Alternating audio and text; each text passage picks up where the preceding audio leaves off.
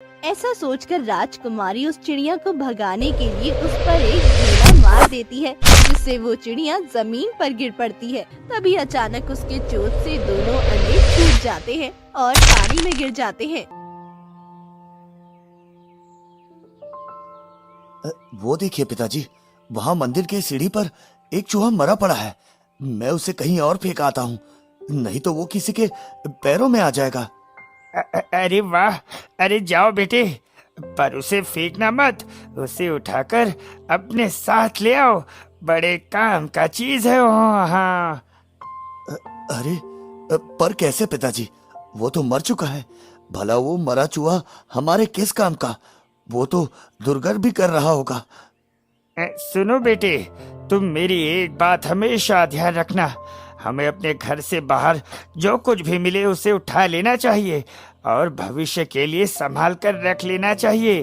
किसी ने कहा है, संभाल के रखने पर गोबर भी काम देती है। हाँ। ठीक है पिताजी, मैं आपकी बातों का हमेशा ध्यान रखूंगा। अभी मैं उस चूहे को लेकर आता हूँ। ऐसा बोलकर भानु उस मरे हुए चूहे को उठाने चला जाता है। वो उस चूहे को उठाता है और घर की तरफ जाने लगता है। राम राम राम, भानु तुम ये मरे हुए चूहे को घर क्यों ले आए? जल्दी से इसे बाहर फेंक कर आओ, तुम तो मेरा धर्म भ्रष्ट ही कर दोगे। जल्दी इसे बाहर फेंको। यही बात तो मैं पिताजी को बोल रहा था माँ, पर उन्होंने कहा कि ये काम का चीज है, इसलिए मैं इसे अपने साथ ले आया माँ। तुम्हारे पिताजी ने तो पूरे घर को कबाड़ बना के रखा है, अब ये तुम्हें भी अपने साथ फालतू की चीज लाने को बोलेंगे। मैं बहुत जल्द ये घर छोड़कर चली जाऊंगी, देख लेना तुम दोनों। अरे भाग्यवान तुम भी ना, अब अपनी कथा सुनाना बंद करो और कुछ खाने को दो, बहुत जोर की भूख लगी है। पेट में चूहे दौड़ रहे हैं। रामू ऐसा बोल ही रहा होता है कि तभी उस गांव का सरपंच वहां आ जाता है और रामू से बोलता है। अरे क्या हाल है रामू भाई, चलो मेरे ब्याज के पैसे लाओ। पिछले महीने भी तुमने ब्याज के पैसे नहीं दिए थे, याद है ना तुम्हें? हाँ सरपंच जी, मुझे याद है, पर करे तो करे क्या, ना व्यापार सही से चल रहा है और ना ही फसल अच्छे से हो रहे हैं। मानो किसी ने सारी मुसीबतों को मेरा ही पता दे दिया हो। वो सब हम नहीं जानते रामू, हमें तो बस अपना ब्याज चाहिए भाई। अगर नहीं दिया तो राजा साहब से शिकायत करके तुम्हारी काल कोठरी में इंतजाम करवा देंगे। हाँ, बता रहे हैं। अरे नहीं नहीं सरपंच जी, कृपया करके ऐसा ना करें, हमें थोड़ा सा वक्त दे दे, हम सूद समेत आपका कर्जा चुका देंगे। हाँ सरपंच जी, हम अगले महीने तक आपका पूरा पैसा वापस कर देंगे। रामू की कोमल ऐसा बोल ही रही होती है कि तभी सरपंच की नजर उस मरे हुए चूहे पर जाती है और वो बोलता है। अरे रामू, ये चूहा तुमने मार कर रखा है क्या? ये मुझे दे दो, मेरी बिल्ली 2 दिन से कुछ भी नहीं खा रही है, पता नहीं क्या हुआ है, शायद वो ये चूहा ही खा ले। हाँ सरपंच जी, आप ले लो, पर आपको तो पता ही होगा, इस दुनिया में मुफ्त में कुछ नहीं मिलता, सभी चीजों की एक कीमत होती है। हाँ। बात तो तुमने सही कहा रामू। चलो ठीक है, मैं तुम्हारे 2 महीने का ब्याज माफ कर देता हूँ, पर अगले महीने से मैं 1 पैसा भी नहीं छोड़ूंगा। हाँ, बता रहा हूँ। उसके बाद सरपंच का आदमी उस मरे हुए चूहे को उठाता है और वहाँ से जाने लगता है। देखा भाग्यवान, एक मरे हुए चूहे का कमाल। मैंने कहा था ना, सभी चीजों को संभाल कर रखना चाहिए, कभी न कभी वो हमें काम दे ही देती है। हाँ। बस बस रहने दीजिए, ज्यादा खुश होने की जरूरत नहीं है, सिर्फ 2 महीने का ही ब्याज माफ हुआ है, अगले महीने से तो फिर से उन्हें ब्याज देना ही होगा। हे भगवान, पत्नियों से तो खुद वो ईश्वर भी नहीं जीत सके, फिर मैं तो एक आम इंसान हूँ, भला मेरी क्या मजाल। इधर उस राज्य की राजकुमारी अपने बगीचे में कुछ पके हुए फल तोड़ने के लिए आती है, पर उसे एक भी पका फल नजर नहीं आता है। हे भगवान, अब मैं क्या करूं? यहाँ तो एक भी पके फल नहीं है। लगता है अब मैं राजकुमार से लगाई शर्त हार जाऊंगी। अब आज के लिए मुझे उसकी सारी बातें माननी पड़ेगी। राजकुमारी ऐसा सोच ही रही होती है कि तभी वहाँ एक चिड़िया आ जाती है और उस फल के पेड़ पर बैठकर एक फल खाने लगती है। अरे वाह, मुझे लगा आज मैं शर्त हार जाऊंगी, पर ये चिड़िया मुझे नहीं हारने देगी। वो फल जरूर पका होगा, मुझे उसे ही तोड़ना चाहिए। ऐसा सोचकर राजकुमारी उस चिड़िया को भगाने के लिए उस पर एक ढेला मार देती है, जिससे वो चिड़िया जमीन पर गिर पड़ती है। ये तुमने ठीक नहीं किया राजकुमारी। तुमने एक छोटे से शर्त के लिए मेरे हिस्से का अन्न छीन लिया है। इसकी सजा तुम्हें अवश्य मिलेगी। मैं तुम्हें श्राप देती हूँ कि तुम कुंवारी ही रह जाओगी। तुम्हारा विवाह कभी नहीं होगा। शायद तुम मुझे जानती नहीं हो मूर्ख चिड़िया। मैं इस राज्य की राजकुमारी हूँ और यहाँ सिर्फ हमारा हुक्म चलता है, ना कि तुम्हारा श्राप। मेरा विवाह तो एक सुंदर राजकुमार से होने वाला है। ये तुम्हारा भ्रम है राजकुमारी। अभी तुम घमंड में चूर हो। जब तुम्हारा ये घमंड टूटेगा तब तुम्हें समझ आएगा कि किसी का निवाला छीनने का परिणाम क्या होता है। मैं चाहूँ तो तुम्हें अभी सैनिकों से कहकर पकड़वा सकती हूँ और हमेशा हमेशा के लिए पिंजरे में बंद करवा सकती हूँ। इसीलिए अच्छा यही होगा कि तुम जल्दी यहाँ से भाग जाओ। मैं तो जा रही हूँ राजकुमारी, पर तुम जरूर पछताओगी। तुम्हें तुम्हारे किए की सजा जरूर मिलेगी। ऐसा बोलकर वो चिड़िया वहाँ से उड़ जाती है। अरे वाह, दो अंडे। लगता है आज मेरी किस्मत मेरे साथ है। आज तो मजा ही आ जाएगा इन अंडे को पीने में। ऐसा करता हूँ, जल्दी इन अंडे को यहाँ से ले चलता हूँ, नहीं तो वो चिड़िया आ जाएगी। हाँ, ऐसा सोचकर वो चील उन दोनों अंडों अपने चोंच में दबाकर वहाँ से उड़ जाता है। इधर राजकुमारी बगीचे की सारी बातें राजा और रानी को बता देती है, जिससे सुनकर वो दोनों बहुत ही ज्यादा चिंतित हो जाते हैं। ये तुमने क्या कर दिया बेटा? एक छोटी सी शर्त के लिए एक चिड़िया से श्राप ले लिया। ये तुमने बहुत गलत किया बेटा। तुम्हें ऐसा बिल्कुल भी नहीं करना चाहिए था। इसीलिए मैं आपको कुछ नहीं बताती माँ। आप बेकार में ही चिंतित हो जाती हो। इतनी छोटी बात को इतना बड़ा क्यों बना रही हो? नहीं बेटा, तुम्हारी माँ बिल्कुल सही कह रही है। यदि तुम्हें सच में किसी चिड़िया ने श्राप दिया है तो ये चिंता का विषय है। हमें इस श्राप का तोड़ निकालना ही होगा। हाँ महाराज, हमें जल्द से जल्द इसका कोई उचित समाधान निकालना होगा। राजकुमारी विवाह के लायक भी हो चुकी है। यदि हमने देर किया तो राजकुमारी के जीवन में अंधेरा हो जाएगा। आप दोनों भी ना माँ, मुझे आपको ये बताना ही नहीं था। मेरा सर दर्द करने लगा है, मैं सोने जा रही हूँ। ऐसा बोलकर राजकुमारी अपने कमरे में सोने के लिए जाने लगती है। जब वो चिड़िया अपने घोंसले में जाती है तो वो देखती है कि उसके घोंसले में उसका अंडा गायब है। हे भगवान, ये क्या हुआ? मेरे अंडे कहाँ गए? किसने मेरे अंडों को लिया होगा? अब मैं क्या करूँ? कहाँ ढूंढूं उन्हें? इधर वो चील उस चिड़िया के दोनों अंडों को लेकर अपने घोंसले की तरफ जा ही रहा होती है। तभी अचानक उसके चोंच से दोनों अंडे छूट जाते हैं और पानी में गिर जाते हैं। अरे ये आवाज कहाँ से आया? लगता है पानी में कुछ गिरा है, पर आसमान तो बिल्कुल साफ है। मुझे चलकर देखना चाहिए पानी में क्या गिरा है। हाँ, तालाब के किनारे जाने पर भानु देखता है कि पानी में 2 अंडे तैर रहे हैं। अरे ये तो किसी पक्षी का अंडा है, पर ये पानी में कैसे आया? चलो जो भी हो, मैं उसे उठा लेता हूँ। पिताजी ने कहा था कि सभी वस्तुओं का एक मूल्य होता है। हाँ, ऐसा सोचने के बाद भानु उस अंडे को पानी से उठा लेता है और अपनी बकरियों के साथ घर की तरफ जाने लगता है। इधर राजा अपनी पुत्री के विवाह के लिए कई राजकुमारों के पास जाते हैं, पर सभी राजकुमार उस राजकुमारी से विवाह करने से मना कर देते हैं। अब तो मैं थक गया हूँ महारानी। सभी राजकुमारों ने हमारी बेटी के साथ विवाह करने से मना कर दिया है। हमें उस चिड़िया का श्राप सच होते दिख रहा है। हाँ महाराज, ये उसी श्राप का प्रभाव है। सबसे पहले हमें उस चिड़िया के श्राप को खत्म करना होगा, तभी राजकुमारी का विवाह संभव है। मुझे माफ कर दीजिए पिताजी, मैं अपनी सुंदरता के कारण घमंड में आ गई थी। मुझे उस चिड़िया को मारकर उसका निवाला नहीं छीनना चाहिए था। कोई बात नहीं बेटा, हम अवश्य इसका समाधान निकाल लेंगे, बस तुम थोड़ा सब्र रखो। हाँ, ये देखो पिताजी, आज मुझे क्या मिला। ये अंडे मुझे पानी में तैरते हुए मिले। अरे वाह, ये तो बहुत अच्छी बात है, पर ये किसी सांप का भी तो अंडा हो सकता है ना, क्यों?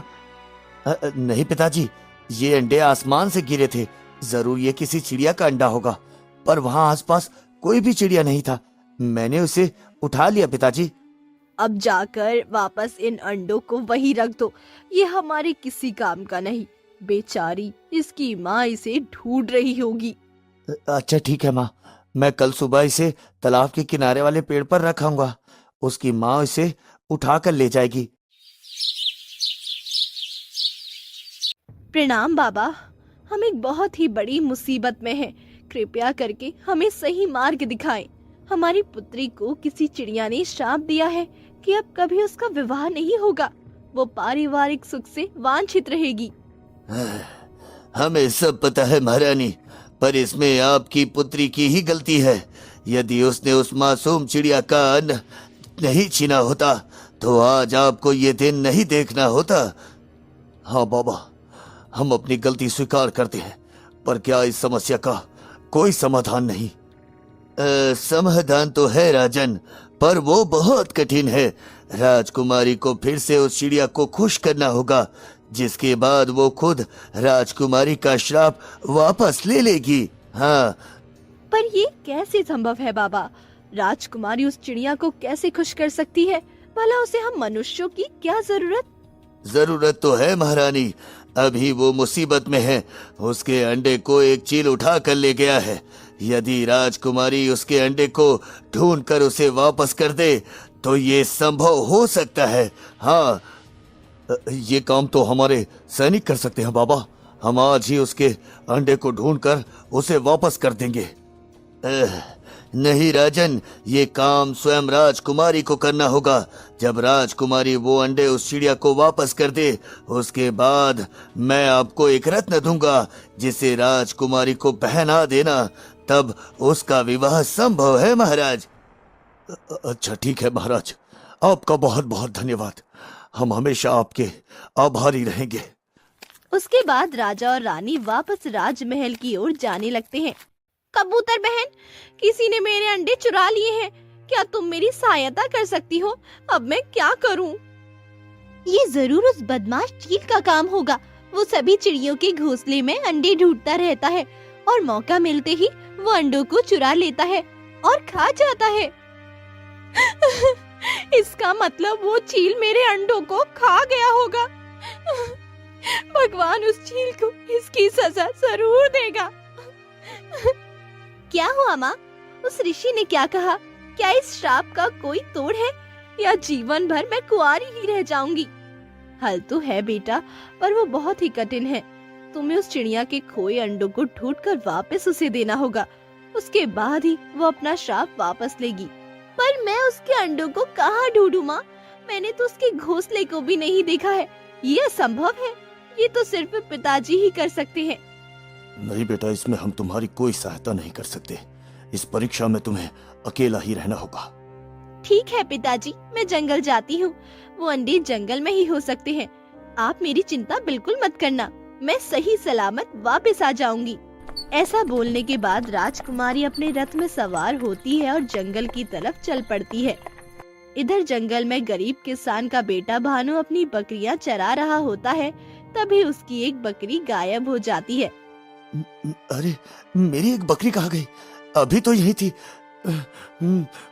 अब उसे फिर से ढूंढने जाना होगा। उसके बाद भानु अपनी बकरी ढूंढने के लिए जाने लगता है।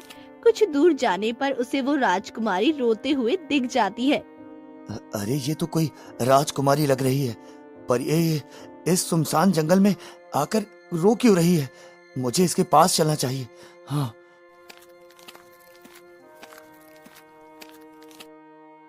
आप कौन है देवी, और इस प्रकार जंगल में आकर क्यों रो रही हैं? बताओ मुझे।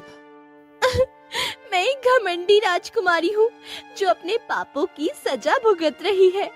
कृपया कर मुझे अकेला छोड़ दीजिए आप, मैं इसी लायक हूँ। हाँ, आपकी बातों से लग रहा है कि आपको अपनी गलती का एहसास हो चुका है, इसलिए अब आपके आधे पाप धुल चुके हैं। आप निश्चित होकर अपना दुख मुझे बता सकते हैं।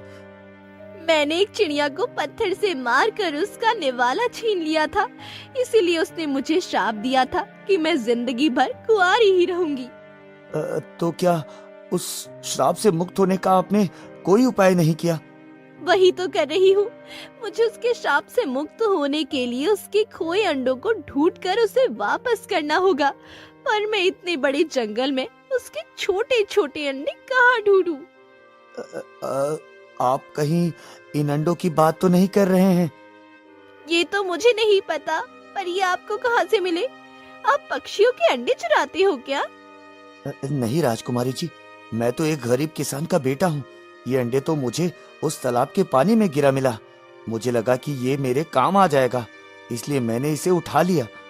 ठीक है, अब हमें उस चिड़िया और उसके घोंसले को ढूंढना होगा। यदि ये अंडे उसके होंगे तो मैं उसके श्राप से मुक्त हो सकती हूँ। उसके बाद वो दोनों उस चिड़िया के घोंसले को ढूंढने के लिए जाने लगते हैं।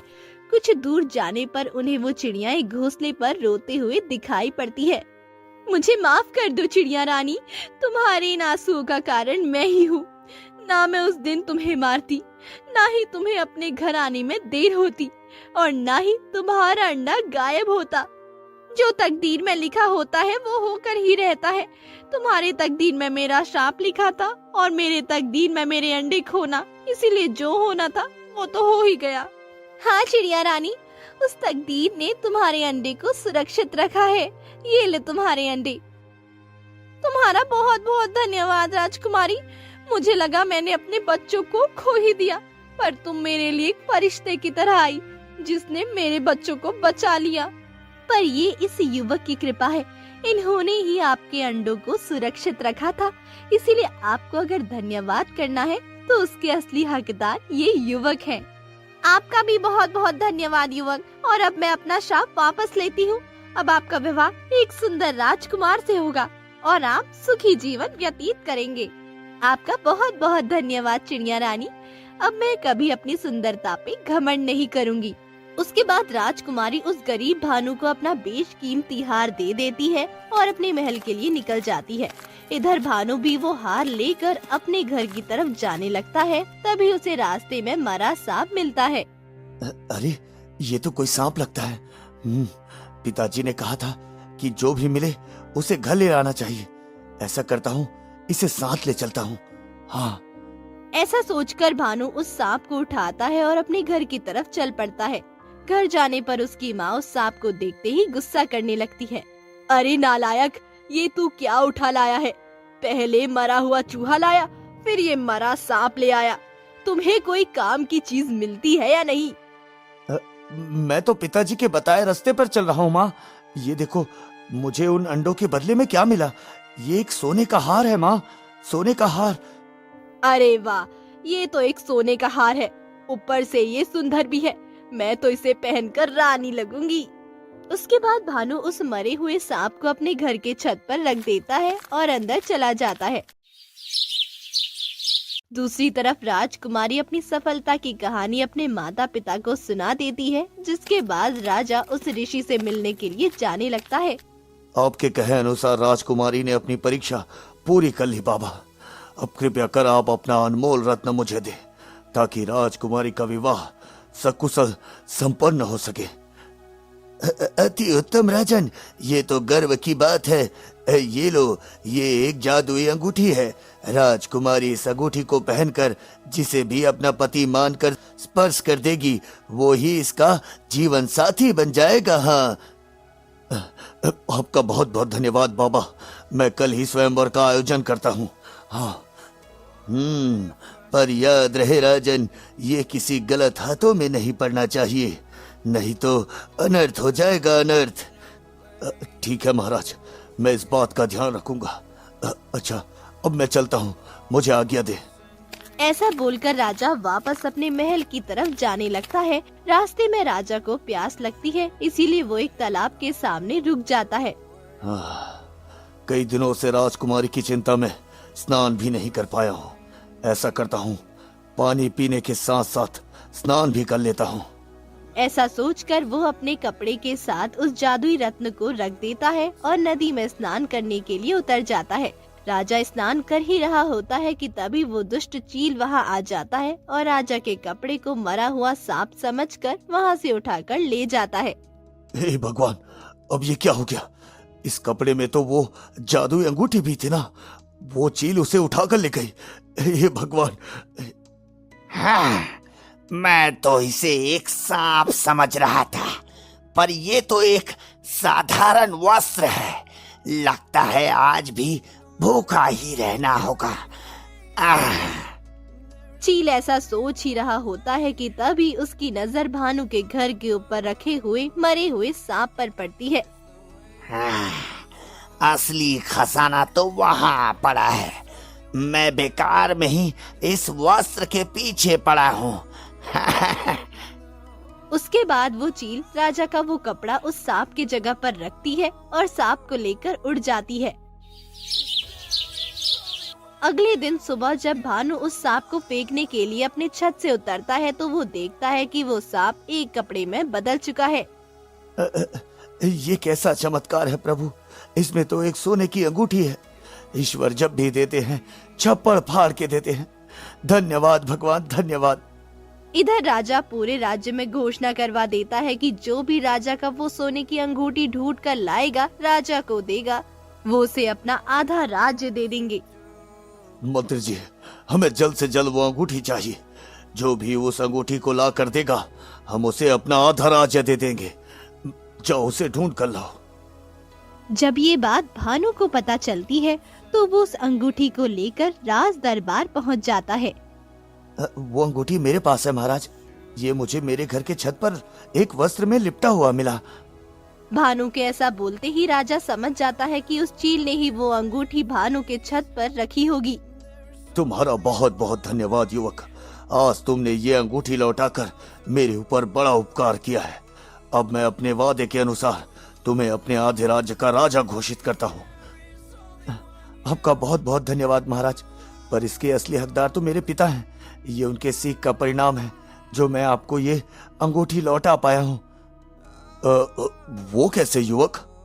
उन्होंने मुझे कहा था कि इस दुनिया में कोई भी चीज व्यर्थ नहीं है। सभी चीजों का एक खास मूल्य होता है।